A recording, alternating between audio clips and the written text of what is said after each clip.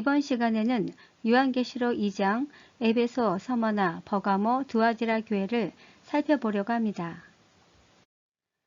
첫 번째 교회인 에베소 교회를 한마디로 정의하면 첫사랑을 잃어버린 교회입니다. 에베소 교회는 위치상 사도 요한이 반모섬에서 요한계시록을 기록한 후 가장 먼저 전달된 교회입니다. 에베소 교회에 주신 말씀을 요약하면 예수의 속성은 7뼈를 붙잡고 7 금촛대 사이를 거니시는 분입니다. 칭찬은 악한 자를 용납하지 않고 거짓 사도를 드러낸 것과 예수의 이름을 위하여 견디고 인내한 것입니다. 책망은 처음 사랑을 버린 것이며 이에 대한 권면으로 회개하여 처음 행위를 가지라입니다. 그리고 상급은 생명나무의 열매를 먹게 하는 것입니다. 에베소 교회의 핵심 단어는 첫사랑과 니골라당입니다. 첫사랑에 대해 두 가지 의미가 있습니다.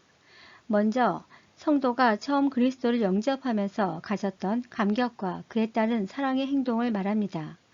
그리고 에베소 교인들이 가졌던 기독교적인 사랑, 즉 형제에 대한 사랑을 말합니다. 니골라당은 이레니우스 교부에 의하면 니골라는 교회 집사로 임명이 되었으나 거짓 신자였고 훗날 배교하였는데 그가 받은 신임 때문에 교회를 정도에 벗어나도록 만들었다고 합니다. 그가 교회에 퍼뜨린 교리는 한번 구원은 영원한 구원으로 어떤 행위를 해도 죄가 되지 않는다는 도덕적 폐기론과 율법을 지킬 필요가 없다는 무율법주의를 강조했다고 합니다. 먼저 에베소 교회 칭찬을 살펴보면 말씀을 끝까지 지켜냈다입니다. 따라서 에베소 교회는 말씀의 원형은 잘 지켰으나 사랑이 식어 행위가 없는 교회입니다.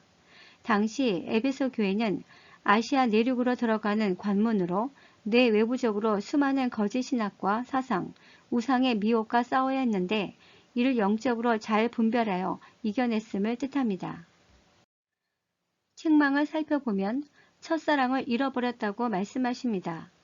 당시 에베소 교회는 이단, 거짓 선지자 등과의 오랜 투쟁 끝에 신학적 엄격함과 도덕적 율법에 치중하다 보니 사랑이 사라지고 서로를 향한 정죄가 늘어나게 되었습니다. 오늘날 전통 보수 교회라고 할 수 있습니다. 하나님은 첫사랑을 다시 회복하는 해결책으로 세 가지를 제시합니다. 첫 번째로 어디서 떨어졌는지 생각하라입니다. 처음 신앙과 현재 신앙의 차이가 생긴 원인을 깊이 생각하라는 의미입니다.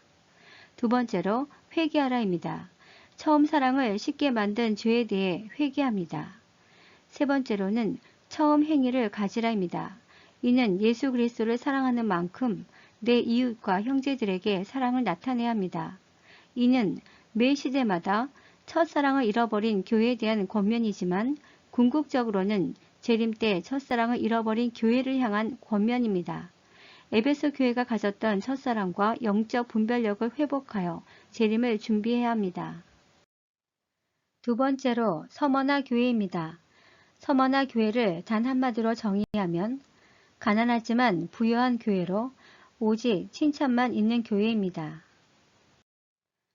서머나 교회에 주신 말씀을 요약하면 예수의 속성은 처음이며 마지막이요 죽었다가 살아나신 분입니다. 칭찬은 내 환난과 궁핍을 알거니와 실상은 내가 부유한 자라고 합니다. 책망은 없습니다. 권면은 내가 죽도록 충성하라입니다. 그리고 하나님 나라에서 얻을 상급은 둘째 사망의 해를 받지 않는 것입니다. 서머나 교회의 핵심 단어는 10일 동안 환난을 받으리라입니다. 이에 대해 많은 견해가 있지만 대부분의 학자들은 단순히 성도들이 말세에 있을 고난을 견딜 수 있는 적정 기간을 의미하는 것으로 봅니다. 왜냐하면 10이라는 숫자는 구약 성경에서 시험의 기간으로 종종 등장하기 때문입니다. 그런 관점에서 볼 때 마지막 때 나타날 짐승의 표로 시험받는 기간이 10일이 될 수도 있습니다.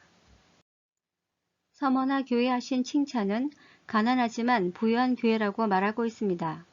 사실 서머나 도시 자체는 부유하였습니다. 그러나 서머나 교회는 당시 폴리캅 감독이 순교했듯이 교회에 대한 핍박이 심했는데 그중 유대인들에 의한 핍박이 매우 심해 비록 궁핍했지만 오히려 이러한 핍박과 궁핍이 성도들 간의 사랑과 신앙을 견고하게 만들었습니다. 따라서 서머나 교회는 진정한 부요함이 무엇인지 가르쳐주는 교회라고 할 수 있습니다. 오늘날 북한의 지하교회처럼 핍박받는 교회라고 할 수 있습니다. 하나님은 서머나 교회를 향해 지금까지 잘해온 것처럼 죽도록 충성하라고 권면합니다. 왜냐하면 신실한 교회일수록 사단의 공격과 미혹이 극심하기 때문에 끝까지 충성하라고 요구합니다. 세 번째로 버가모 교회입니다. 버가모 교회를 단 한마디로 정의하면 말씀이 혼합된 교회입니다. 버가모 교회에 주신 말씀을 요약하면 예수의 속성은 좌우의 날선 검을 가지신 분입니다. 칭찬은 사탄이 사는 곳에서 죽임을 당할 때에도 믿음을 저버리지 아니한 것입니다. 책망은 발람의 교훈과 니골라당의 교훈을 수용했다는 점입니다. 권면은 회개하라입니다. 그리고 하나님 나라에서 얻을 상급은 감추었던 만나를 주고 또 흰돌을 주겠다고 말씀합니다. 버가모 교회의 핵심 단어는 사단의 위와 발람의 교훈입니다.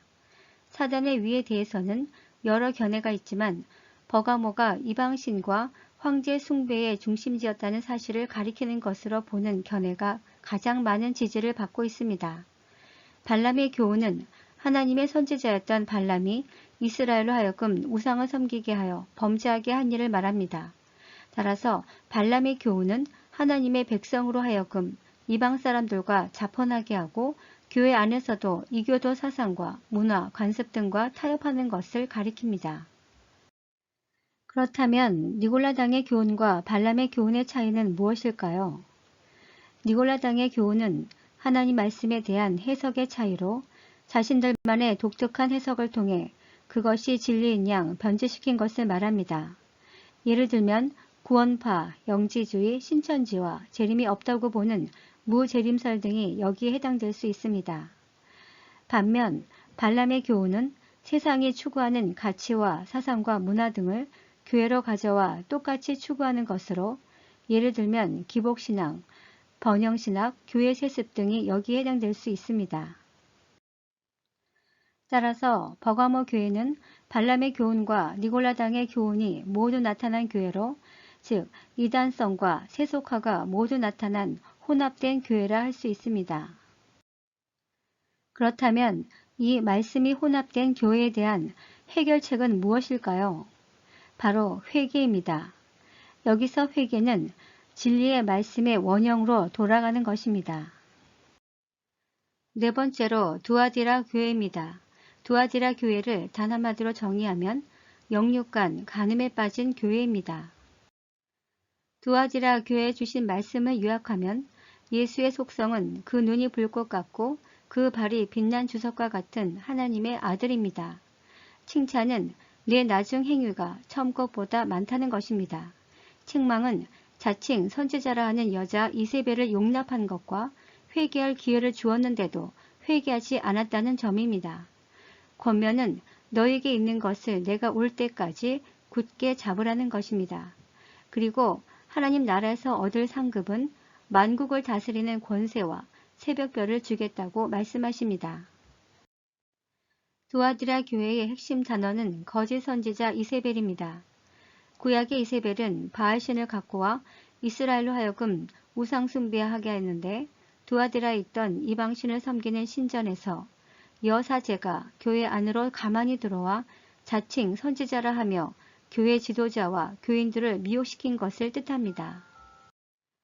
두아디라 교회에 하신 칭찬은 행위에 관한 것입니다. 사업으로 쓰인 헬라어 에르가는 행위라는 뜻으로 사랑, 믿음, 섬김, 인내 등의 제반 덕목을 포괄합니다. 즉 이후에 등장하는 사랑, 믿음, 섬김과 인내는 모두 성도로서 마땅히 해야 할 삶의 규범입니다. 따라서 두아디라 교회는 말씀보다는 행위가 강조된 교회라 할 수 있습니다. 분명히 두아디라 교회는 에베소 교회와 대비됩니다. 에베소 교회는 말씀의 원형을 지켰으나 사랑이 식어 행위가 감소된 교회라면 두아디라 교회는 사랑을 기반으로 한 행위는 유지되었으나 말씀의 원형이 무너진 교회입니다. 당시 두아디라 교회는 신화, 음악, 예언, 의술 등 문화예술이 발달되어 성적 자유, 개인의 자유분방함이 강해 내부의 위협에 직면하였는데 이세벨이라는 거짓 선지자를 용납함으로 영육간 간음에 빠지게 되었습니다. 오늘날 적용해보면 급진적 진보교회라 할 수 있습니다. 그렇다면 니골라당의 교훈과 발람의 교훈, 이세벨 선지자의 차이는 무엇일까요? 니골라당과 발람의 교훈은 최소한 하나님에 대한 신앙 안에서 변질이라면 이세벨 선지자는 하나님 자체를 믿지 않으면서 마치 자신이 믿는 것이 하나님인 양 성경 용어로 표상한 것을 말합니다. 이는 어떤 불순한 목적을 갖고 가만히 들어온 자입니다. 예를 들면 해방신학, 민중신학, 퀴어신학, 페미니즘 신학 등 오늘날 급진적 진보적 교회가 여기에 해당될 수 있습니다.